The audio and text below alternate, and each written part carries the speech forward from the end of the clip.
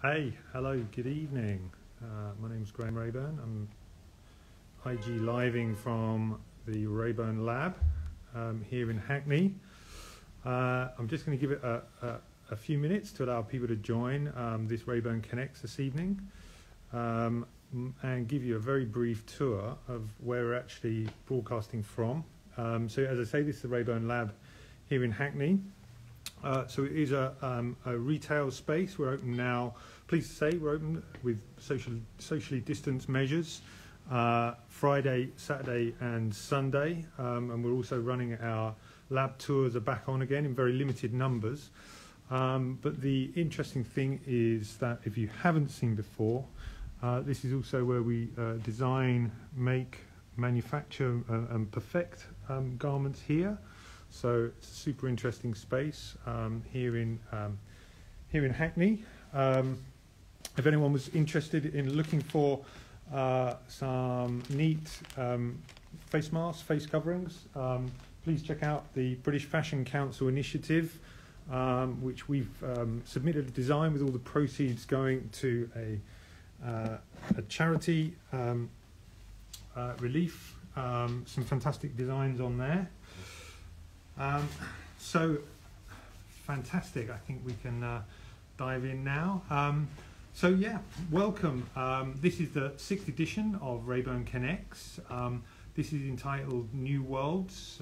So today we'll be looking at the future of design and digital craft by talking to two young researchers who are, one has just graduated, one is mid studies at the moment with some fantastic innovative and really game-changing ways of looking at design and creation. With so many graduates now entering into the realities of professional life post-COVID, what will the obstacles be and what are the opportunities that await them? Will there be support and protection for this generation of emerging talent? And could the forced restart and rethink of industries prove to actually be a blessing in disguise for creativity? We recognise that the situation is still challenging for a lot of people, and RÄBURN Connects aims to bring together conversations around relevant topics and make them accessible for all. So thank you for joining. So my name is Graham Rayburn. I'm Performance Director here at RÄBURN. This is, as I was saying, a working studio, so I do apologise for any noise or interruptions that might occur this evening. As I say, we're now open Friday, Saturday and Sunday. Please do come and visit.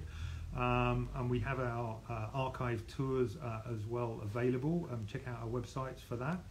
A little bit of background to me. I do currently teach. I'm a visiting tutor at the Royal College of Art and also Kingston, both master's courses in fashion design. To me, I think it's essential that we're investing in the future designers, makers and creators, and imparting as much knowledge and experience as possible. But it also, from my perspective, it's a really inspiring and motivating space as well because of the dialogue that ensues. From my perspective, I want the next generation of designers to be the best possible because they're going to be designing my future. I want them to be the very best that there is. So there is a bit of a vested interest there. At RÄBURN, we take education and inspiration very seriously as well. We have a very open approach to knowledge. We share through workshops, our studio tours. We welcome student groups quite frequently. We have lots of online resources. So, for instance, at the moment, we've got a free Depop downloadable bucket hat workshop complete with videos. We really try and get people interested and inspired about design, fashion, clothing, and the value of it.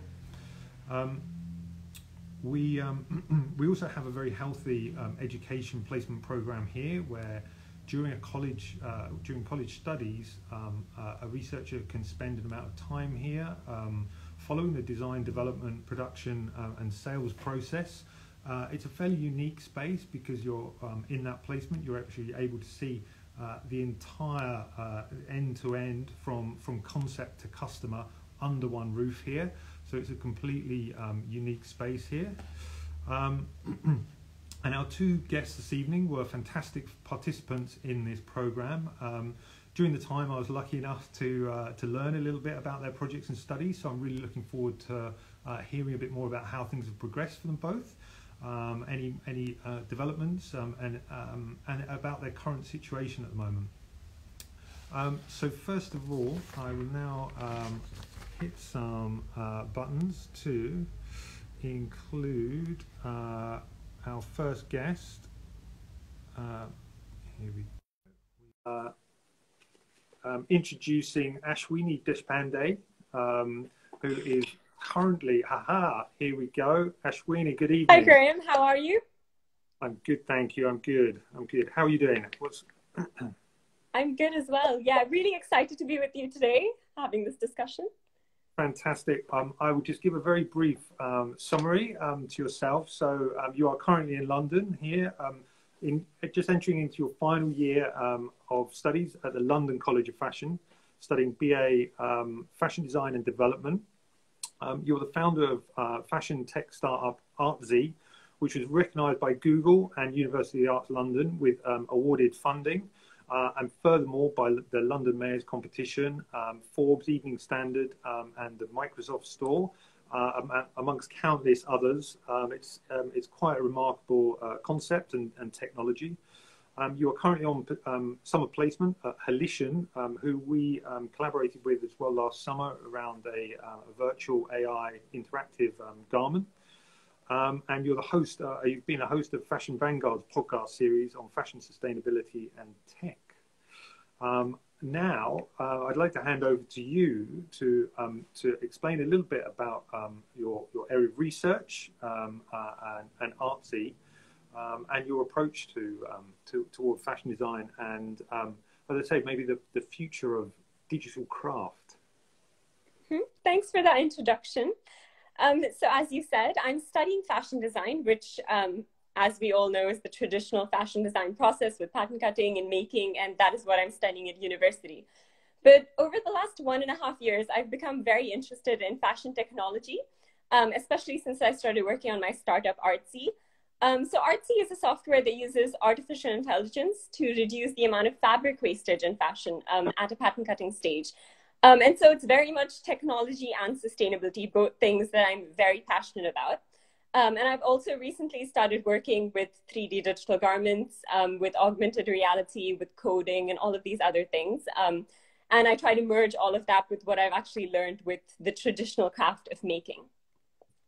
That's quite remarkable, a combination of, yeah, exactly, the traditional craft and then this blend around applying computer learning, coding, to actually then create a much more radical, efficient process, but still using traditional craft methodology of cut and sew. So could you just explain a little bit about the artsy process then as well, how that might be applied? I remember when we talked, it was mind-boggling, the potential, the number of different places that it could actually be applied and disrupt traditional ways of making clothing. Thank you. So essentially, I started off about 1.5 years ago. I was looking at zero waste pattern cutting. That was something I became very interested in, just purely from a traditional pattern cutting point of view and from a sustainability point of view. And that's when I realized that zero waste pattern cutting is actually really, really difficult to do. And it's a very manual, complex process that, and it made sense to me why a lot more brands don't do it, because they simply don't have the time or money or the people to be able to work on a process like this. And that's when I started thinking, with all of these advancements in technology, surely there's a way to combine these two and use technology to aid zero waste design. And that's when I came across artificial intelligence as well. I don't have a tech background, but I have always been interested in tech, so it was something I was reading about on the side. And I started thinking about how artificial intelligence can be used to reduce wastage during pattern cutting. And essentially, the process that RÆBURN follows is that it takes manual zero waste pattern cutting methods and digitizes them. So, for example, like a very simple technique that RÆBURN uses, my favorite, is that it adds a seam in a garment. So if you have, say, 4 pattern pieces and you lay them out, and there's a certain amount of wastage. If you take one of those pattern pieces and cut that pattern piece into two different pieces, that automatically becomes a lot easier to lay out efficiently. And so there's a lot lesser wastage. The problem is, as human beings, we don't know where to make that seam or that cut.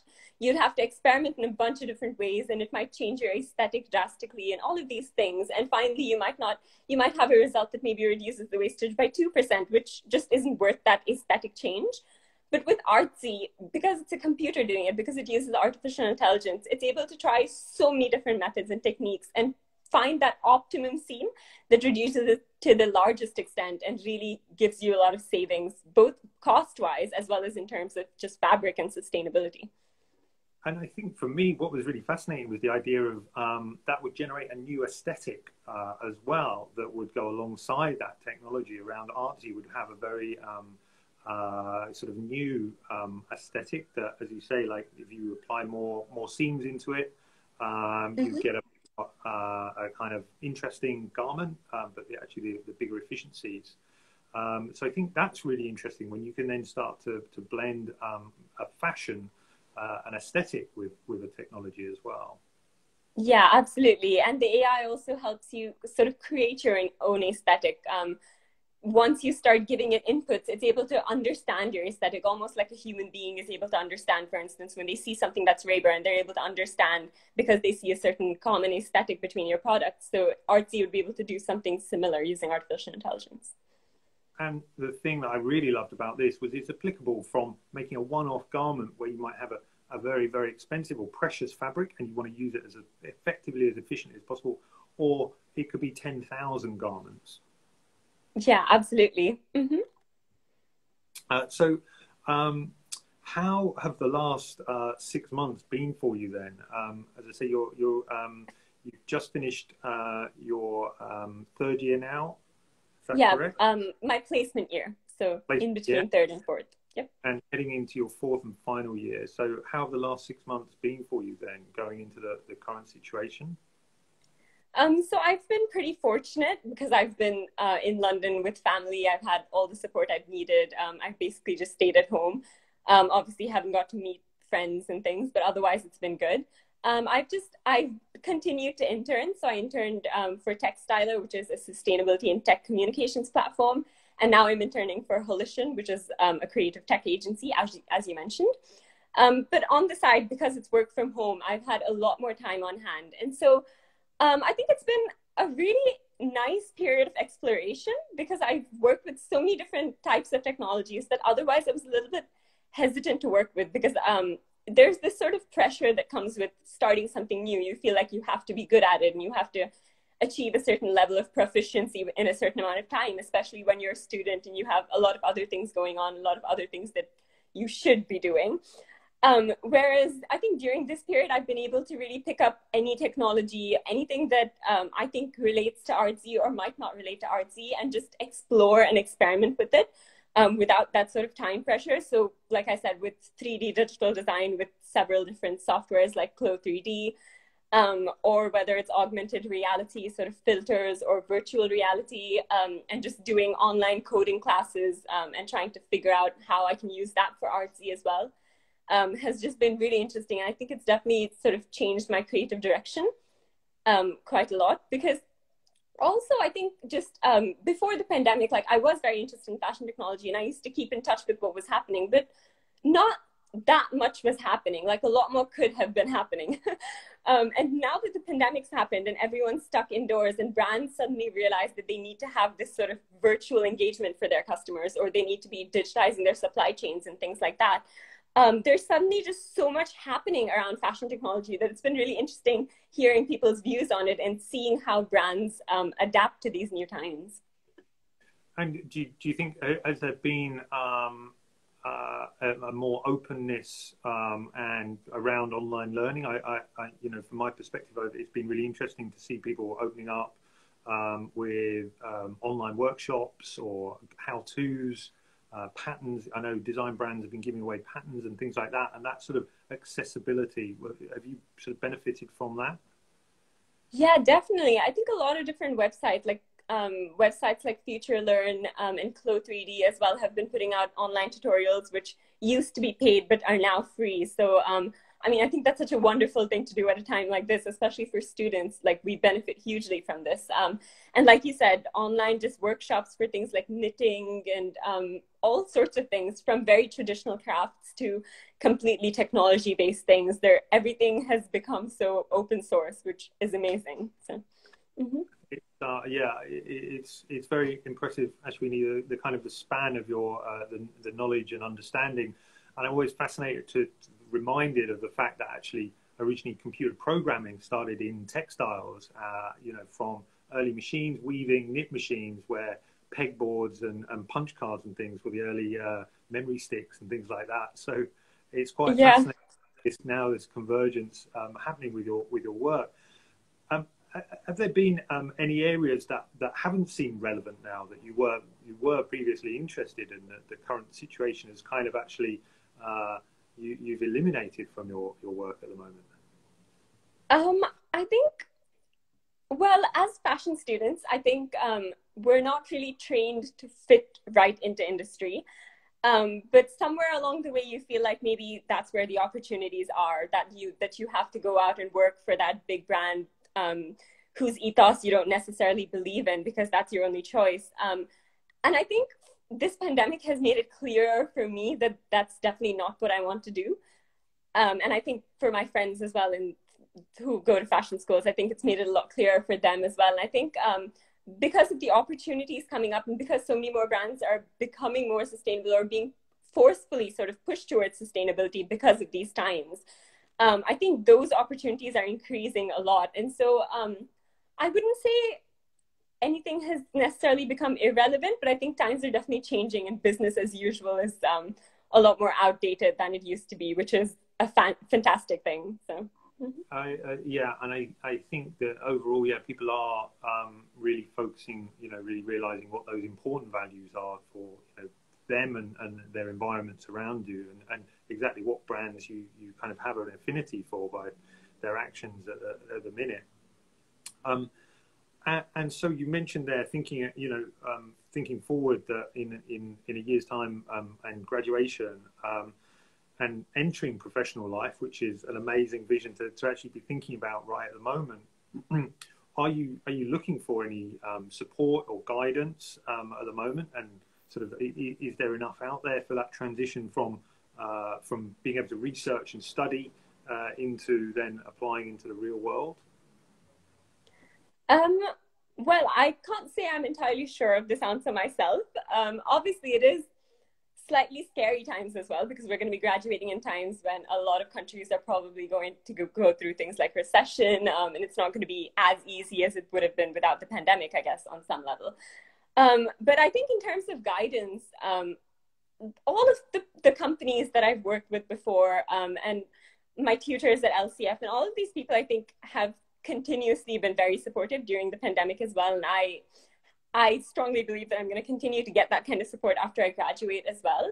And I think that comes from whenever I'm picking, for instance, internships, whether it was RÆBURN or any of the other internships I've picked, I've always looked at the culture of the company and the people, and whether it seems like they are people who want me to grow as a person, as opposed to just a fancy brand name, because I think that is just so important.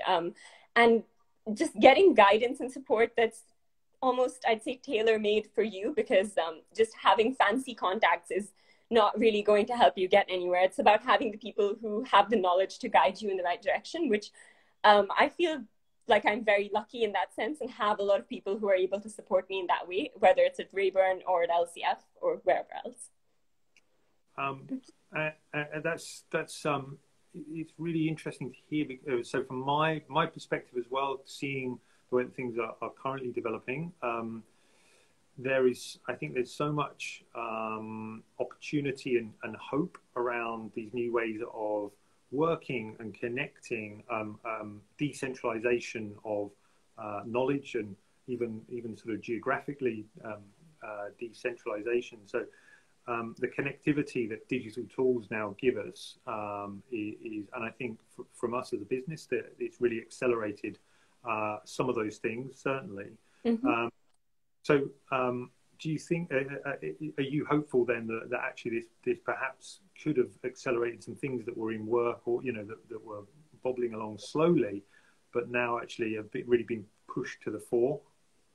Yeah, absolutely. I think both, as you mentioned, in terms of technology and in terms of sustainability, two of the things that I'm most passionate about. I think it's definitely pushed it forward because technology, I think for many years now, it has been evolving, but fashion has been a little bit slow to accept technology because it feels like an unnecessary investment maybe, or it feels like something that they can explore and maybe have some fun with, but not something that's necessary and not something they're still a little bit afraid of. And even in terms of hiring people with a slightly different, maybe a more technical skill set, fashion brands have not always been open to that.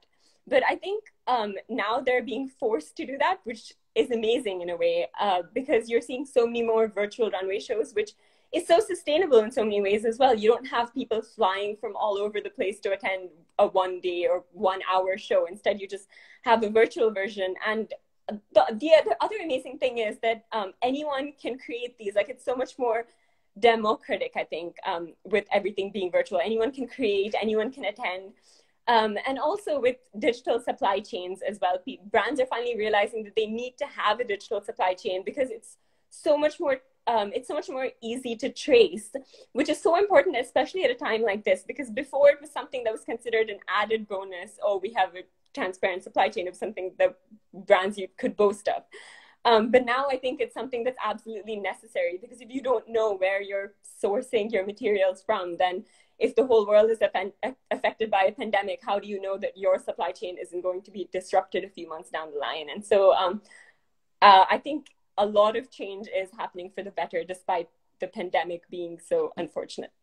I agree, and I love that word, democracy of design as well. That accessibility to get people curious about where their clothing's coming from, who's making it, like how it's made. I mean, it's so important to really get people excited and interested in this side of things, and really appreciate the true value of clothing.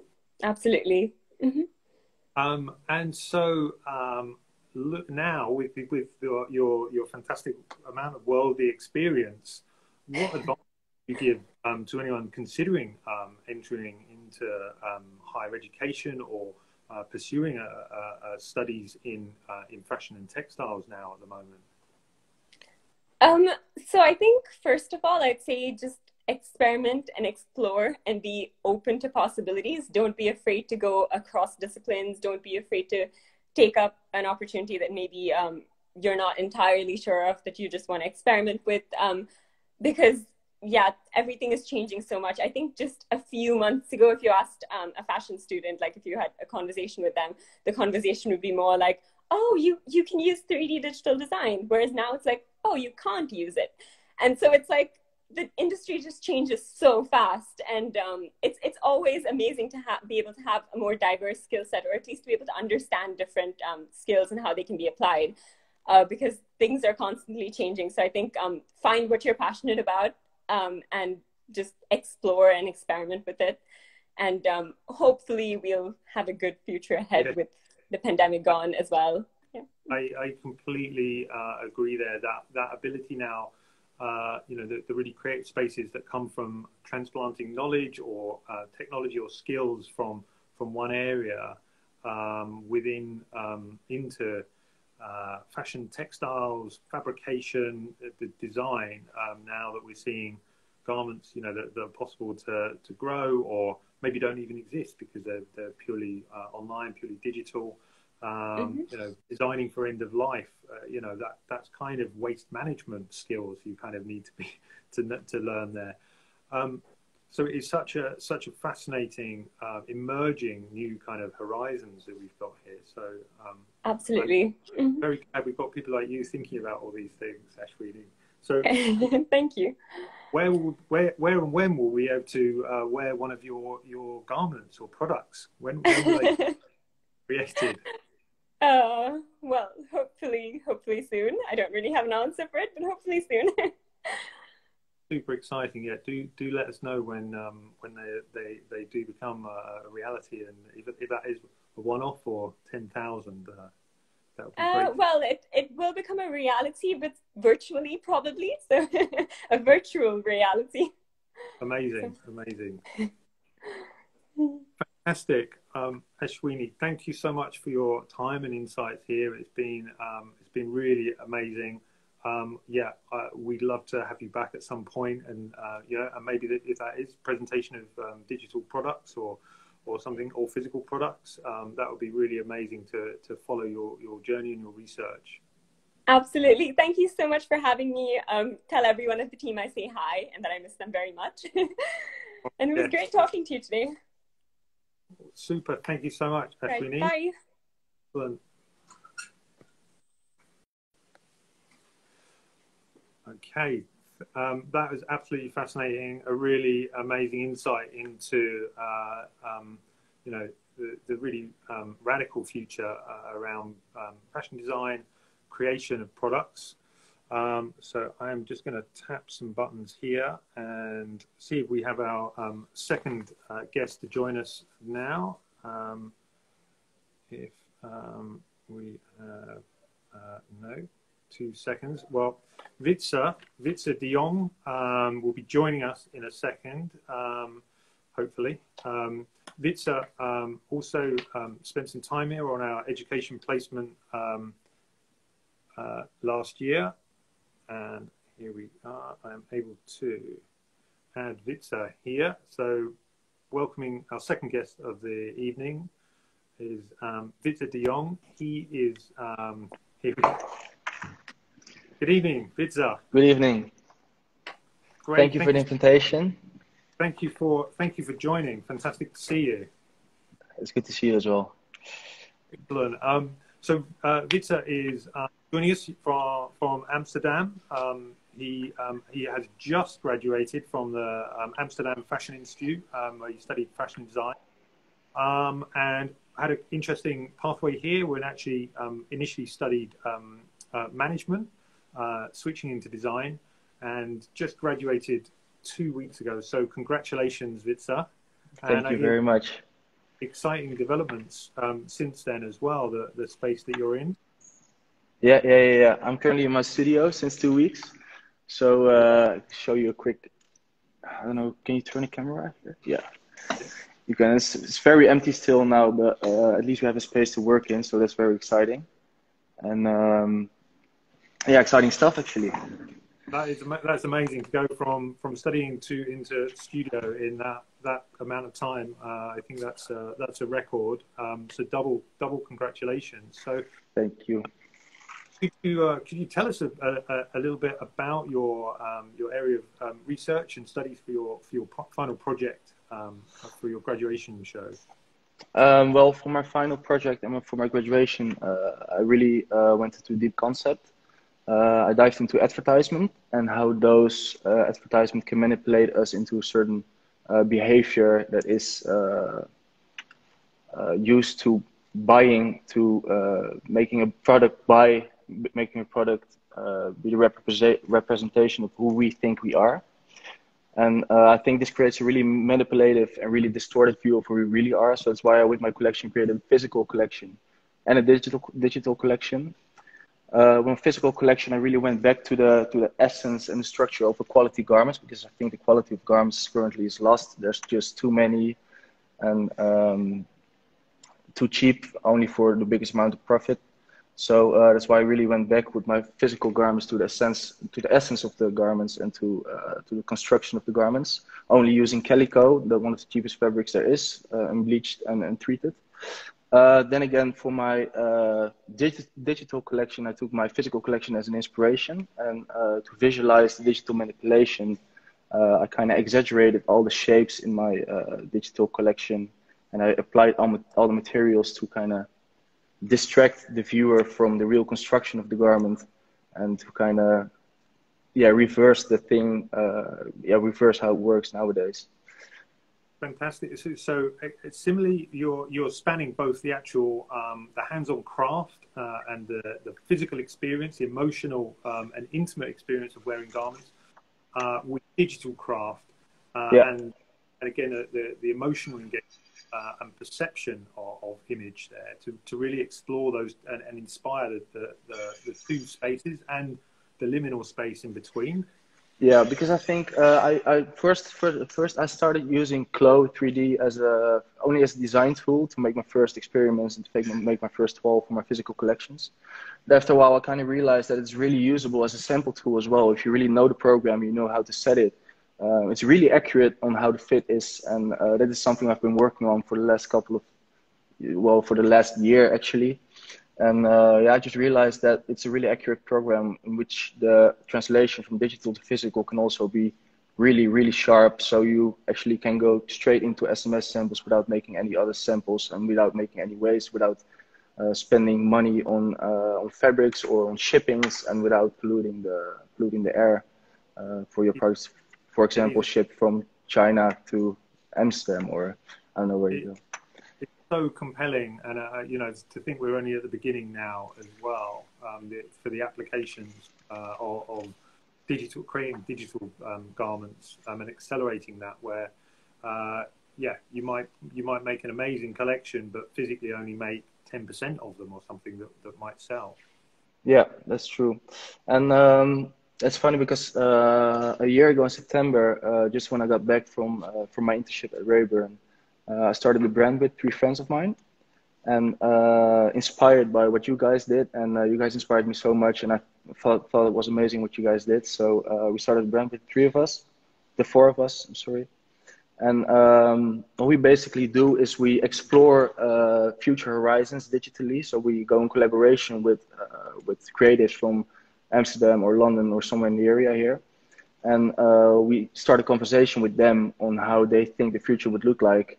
And out of that conversation comes a concept for design, and we create a digital space in which we put the creative and make them wear the clothes that we design digitally as well. So it's a totally new idea of interacting with the consumer to create a new product digitally. And eventually we will, from that, make physical products as well. And those products are made from old tent fabrics. So we have a deal with a Dutch tent factory, Smithveld is it called, that we receive all their dead stock and all their rest fabrics because they have really big patterns. So they have like rest pieces of 2 meters wide. And I can actually show you. And with those rest pieces, we're gonna produce the garments in an atelier in Paris and here in Amsterdam. So these are, for example, rest fabrics. Wow. And it's all really high quality. So really high quality, water repellent fabric, and it's really strong, and it lasts for years and years and years. And it's zero waste because we take it from leftovers. It's really cool. That's incredible. I think that marrying up as well the digital skill with a responsible use of materials, where you've converted someone's essentially their waste stream into you know, a beautiful, viable product. That's like real magic. Yeah.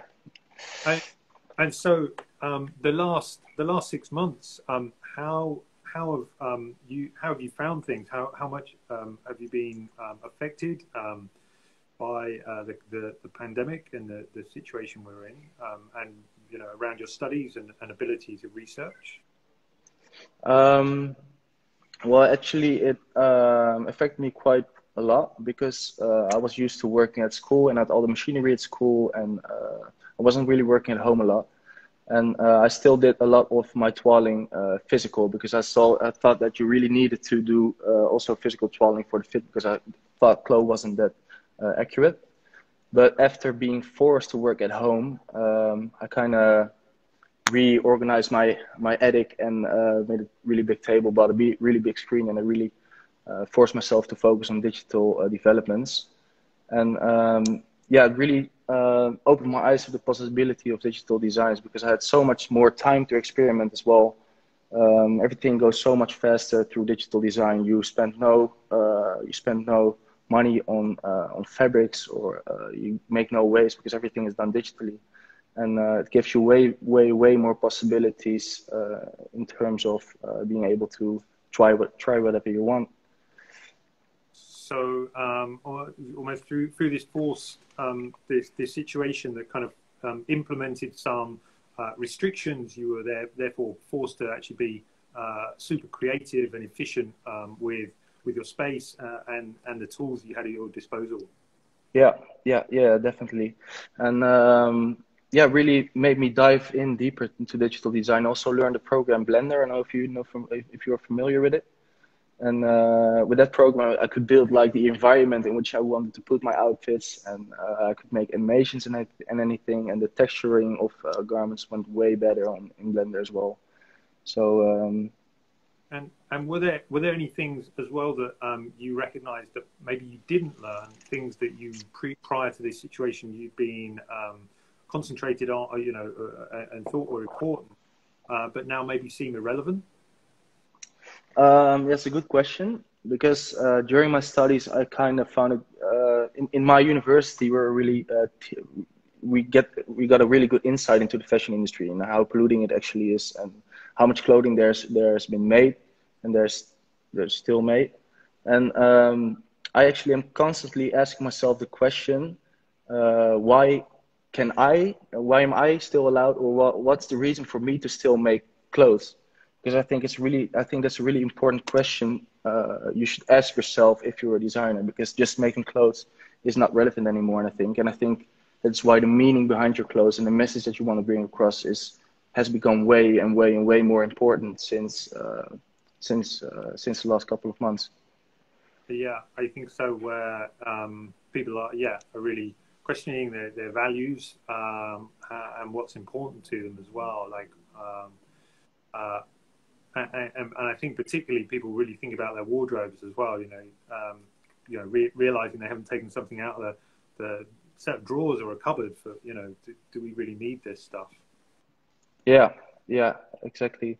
And it's funny because I don't know if you're familiar with the game Fortnite. Yes, yeah. So we have been diving with Home, the brand that I'm doing. We've been diving into digital because clothing is a form of self-expression, and we teach to express ourselves through products, and it makes us feel good. But what now happens as well is that digitally, for example, in Fortnite, young people are able to buy outfits or are able to express themselves through digital avatars. And so there's a whole market for clothing in a digital in a digital era. I heard some figures for the value of the digital apparel market in Fortnite, and it's stupendous. Yeah, it's crazy. It's actually crazy, and it's not only in Fortnite. You have a lot of other games that sell clothing in games as well, and I think it's a really interesting way to come up with a new business model, because a lot of brands now rely on their cheap productions. Now, I wouldn't say cheap production, but rely on their jersey, on their bulk productions to be able to exist. And I think that's actually one of the biggest polluters in the industry, because the more expensive pieces and the more valuable pieces people keep longer. So I think it's really interesting to look into another business model where the biggest amount of money for a company is made digitally, by selling digital clothes without making any waste, without polluting the air for transporting everything to your own country. I love the idea as well of your digital twin and how they are represented as well. Like, what's your image online? Are you a true, a representation of yourself, and you can buy a physical version and a digital version, or are you completely different and present a completely different image in your digital world? Yeah, that's something we are now looking into as well. Like, are we gonna first with Home create a digital collection that you can buy online and wear online in games and everything, and then from that create the physical garments, or are we gonna do the other way around? I think, we're still exploring, but I think it's a really interesting subject. And similarly, as I asked Ashwini as well, how have you found the amount of accessibility and support at the moment for yourself? Transitioning from education research into now actually opening business. How have you found that with the current pandemic, sort of that amount of access to support and tools, knowledge? And my school actually quite good. I think we are one of the only schools teaching a full minor about CLO. And by creating, I have a really good relationship with my teachers as well. So they have given me opportunities as a freelance designer after graduating through companies that my school collaborates with. So it's really nice. And besides that, I'm working together with 3 other guys, and they are all from a different educative background. And I think that's something really interesting. Yeah, for me, it really helps in getting insight into other sides of the industry as well. Max is, for example, he has a financial background. He does production, but he's really an entrepreneur. So he teaches me about how I have to make my first invoices and everything. And yeah, it's really funny. Mark, for example, is a photographer, so I learn about that aspect as well. I think collaborating with people not only from the fashion industry but also from other industries is really interesting to do when you first graduate. Absolutely, yeah. I mean, it's what we do all day, every day. You have to collaborate and find those people that are the experts and authority in those different fields that you're maybe not so. Yeah, but also not maybe even an expert, but like trying to like explore the new horizons yourself, but with someone from a different background who has a different insight on the industry. I think it's really interesting to have a conversation about that. And at the moment, are there any concerns like the apart from the kind of immediate uncertainty, but around digital technologies and where it's heading? Do you think that there are any risks in this direction for you? Well, digital development is still seen as a way to do sample developments really quick and make everything faster. So I think something really important to keep in mind is that digital development should not help fast fashion to create more clothes faster and faster. I think it's it's also a really interesting design tool. And I'm kind of personally, I'm kind of scared to compromise my digital creativity for working at a big company and just doing, for example, T-shirts, different prints and everything, and becoming like a really big part of a small part of a really big train. I think that's a really good point. Rich said that the fashion industry is notorious for actually innovating some brilliant stuff, automating, but it eventually is exploited, and it's a race to the bottom. So there's definitely a kind of 2 sides to all of these things around efficiency and things. So maybe that's another conversation as well, that we look at how do we actually use these really powerful new tools responsibly and for the benefit of all for as long as we can before they are actually then exploited. It's so important that we're all trying to all use these responsibly and accountably. And so do you have, now that again you are an extremely worldly person, having spent these times on these placements and learning these new skills, for someone thinking about getting into design and going into applying to art school, studying fashion, what would your advice to somebody thinking about doing this at the moment? I think my first advice is to educate yourself before you start doing fashion. I came in as a rookie. I started doing management and I started doing fashion because I like clothes and I like buying clothes and I like surfing the web and buying stuff, and not being aware of the whole problem of the fashion industry. And I'm really happy that I learned that through my university, and I really got a really good insight into that. But I think it's really important that you are aware of the problems of the fashion industry, so you can take responsibility as a designer to do something about it. So, and if you think you are not able to like compromise on that part, like compromise on you just making stuff you like with the world problems, then I don't think it's a good idea to become a fashion designer. That's fantastic advice. It's educate before you educate yourself.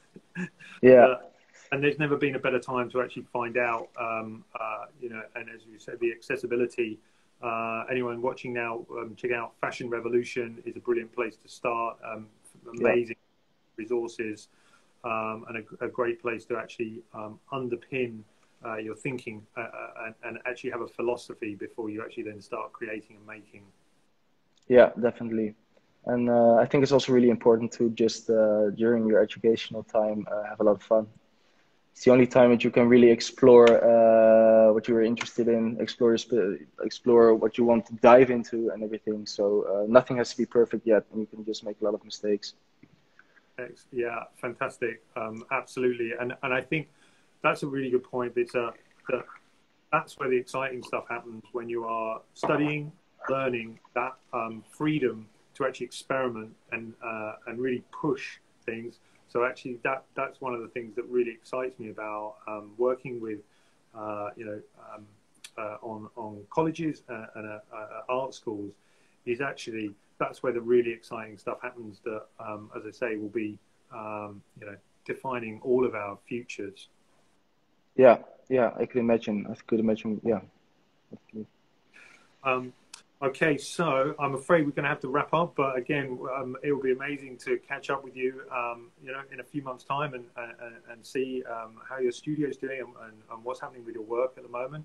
I might have to call you for some Clo 3D design tutorials as well. I would love to do that, definitely. And if we are still not live with Home, with our brand, we've been building for a year. We do not believe in fast fashion, so we take our time. We're not seasonal bounded, so we drop when we have the supplies. But we are planning to drop in September, and we only have, I think, like 2 or 3 followers yet. But our Instagram account is homeclothing.eu. Yeah, I expect to post on it. We expect to post on it in the next couple of months a lot. So. Amazing. And we'll be reposting this and all of the other links to yourself and Ashwini's work and research areas. You heard it here first then, everyone. Please follow and look out for this big splash in September. Perfect. Thank you, Graham. It's brilliant. We'll be in touch soon. Excellent. Thank you for having me. Congratulations. Bye-bye. Twice. Thank you. Amazing stuff. Super inspiring. Just my head is full and bursting now with ideas and optimism and hope, really, to hear about these super exciting new directions that will be radically changing the way that we are designing, making, consuming clothing. You know, these changes might be very small and incremental, but they might be huge, big ones that actually radically affect supply chains and our use of materials. So it is with a massive thank you to Ashwini and WYTZE for their time and insights this evening. That is hugely appreciated. Please do check them out, follow them on social. I'm sure they'd be only too happy to answer any questions if you did want to post and get in touch with them directly. Please do also come and see us here at the RÄBURN Lab. I'd love to hear your feedback on this evening as well. If you do want to post any comments, we will be following up with some show notes. And if you missed anything, we will be posting this onto our Instagram channel as well, the full film. Wonderful. Thank you for joining us for RÄBURN Connects.